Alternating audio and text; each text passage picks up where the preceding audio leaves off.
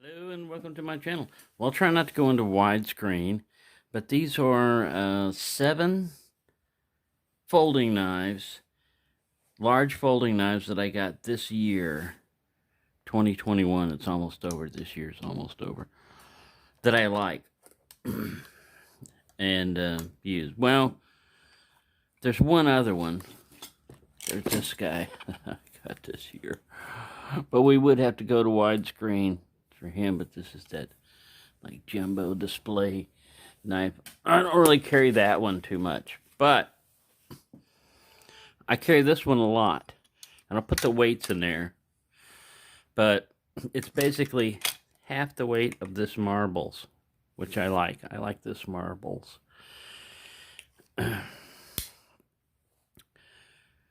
So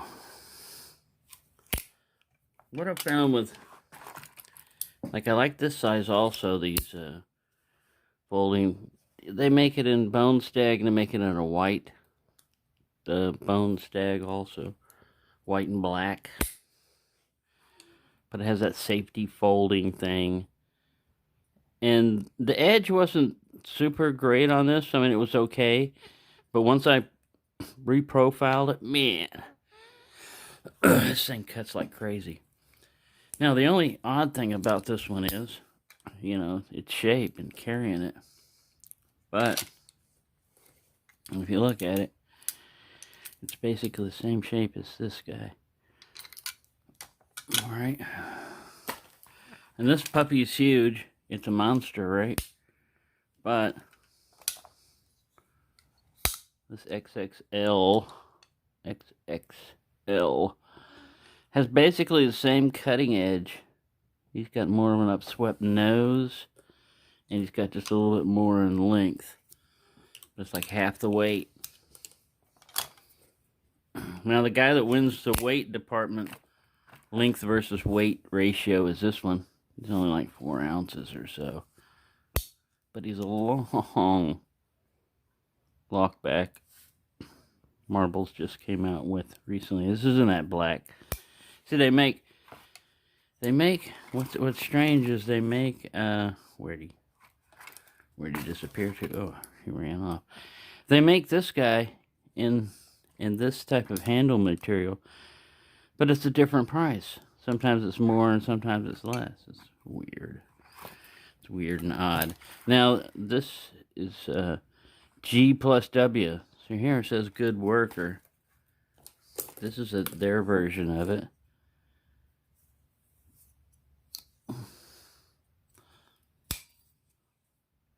.440C, and then this guy folds in to block it. Harpoonage stake and ventilating holes for speed racing. A lot of holes in this one. Extra holes for lanyards. This guy could actually be used as a pin. You could put a little bolt or something through there, and if you're really worried about the blade closing on you, you know, if this wasn't enough, if you were worried that maybe that would somehow crush down, you could put a bolt through there, and then, yeah, then you'd be safely protected. See, it ain't, it'd have to basically crush this, and yeah, this is folded over steel. It potentially could crush it. I don't think you're going to have to worry about that. Alright, and this guy's pretty cool also. With his double, it's like a German design. Ooh, he's got something stuck in his, some hair or something stuck in there, some fibers. But yeah, you can use it like this. It feels comfortable in the hand. You can use it like that to cut with and everything.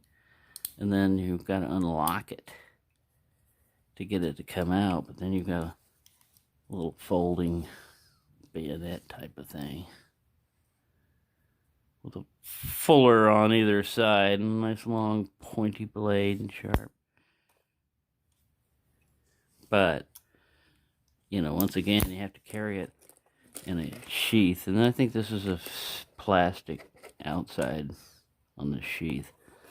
The simulated leather. Simuleather. So there you go. Oh, and this folding Puko also. See, now it says Grand Way, not Good Worker. It says Grand Way. So I don't know if this is a different manufacturer. This is a pretty cool one with the handle and everything. The only thing I can see on it, it's got nylon washers in there. And the thing about nylon washers are they're smooth and tight at first, but if you start using it a lot, that wears down. And when that wears down, you start getting wobble, blade wobble. It'll start pivoting back. Right now it's locked up tight. And these look like you could tighten this up, but it's not really, looks like not really designed to come apart.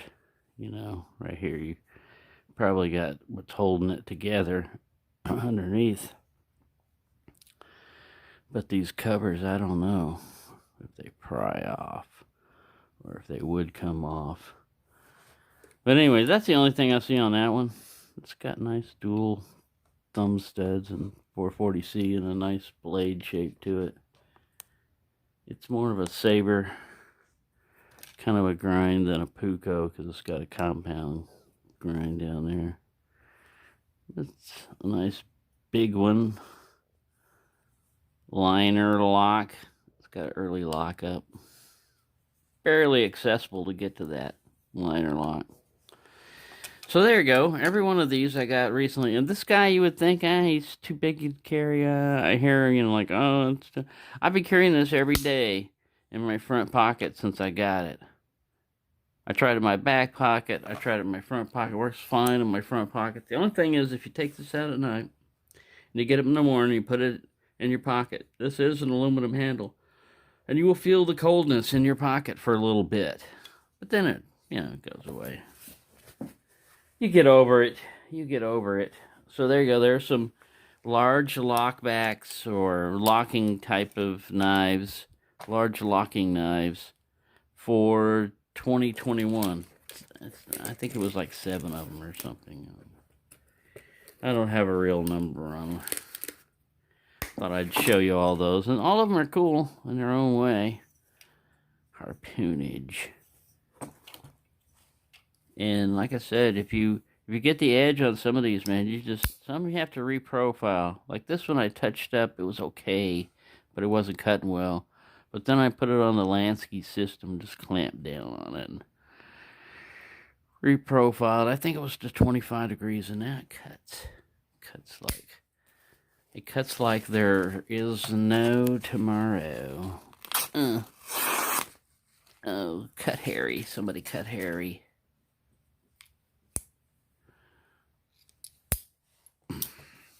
Yeah, the highest price one would be this Kalashnikov, because like $60-something. And this guy's like 40. This guy was fairly cheap. It was only like 15. This guy was like 20. I don't remember the price on these two right here. This Toby sent those, or this one. But yeah, he sent this one also. Right, so there you go. I've wasted enough of your time. D2. This thing's cool, man. I use it for cutting things open, slicing down, breaking down cardboard boxes, cutting open packages, scaring the neighbor. Oh, I had a cat, man. I walked down. Usually you see cats walking around, and they're kind of afraid, of humans and everything. But this one was kind of like looking for a buddy. And I can't afford to have a cat in here because they want $300 deposit on top of whatever your other deposit was, plus another $15 or $20 a month on rent, just right off the top. And then they've got a bunch of restrictions on the animal. It's got to be approved. It's got to be a certain weight. It's got to have all the shots. If it's a cat, he's got to be declawed. He ain't gonna tear up anything in here, and if he does, oh well. That's what I paid that $300 for. But, anyways, I walked down my stairs, and I walked to throw some trash out. and a cat was there, and he was in between cars, and he saw me coming. He didn't run, but he went underneath the car, and I went, "Hey, kitty," and I just walked off, like I ain't gonna pester you, and I walked off. Da, da, da, da, da. And I went and checked my mail after I threw the trash out, and as I was walking back, I come back and I'm looking down there, and here comes that cat around the corner. He looks up at me like, eh. And I'm going up the stairs, to go up to my apartment, and he's down there, and he's like, meow. He's like looking at me like, no, I'm sorry. Can't adopt you. I'm sorry. You're a nice kitty and everything, but you could be problems. So, anyways, there's a little kitty story in there. But I do miss my cat. I used to have a cat. All I've got now is Nigel and Boris and them, but no real cats. Thank you for watching, and have a nice day.